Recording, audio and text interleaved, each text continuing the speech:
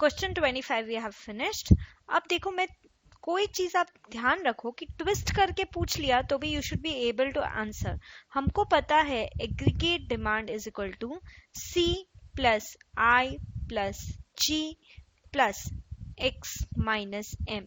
Okay, so aggregate demand इन सब पे डिपेंड करती है, सिर्फ कंजम्पशन एक्सपेंडिचर पे नहीं, सिर्फ इन्वेस्टमेंट एक्सपेंडिचर पे नहीं, सिर्फ गवर्नमेंट एक्सपेंडिचर पे नहीं, सिर्फ एक्सपोर्ट्स माइनस इंपोर्ट्स या फॉरेन ट्रेड पे नहीं, इन सब का रिजल्ट है aggregate demand. So if question asked aggregate demand depends only on consumption expenditure, that is only on C, तो आप क्या जवाब दोगे?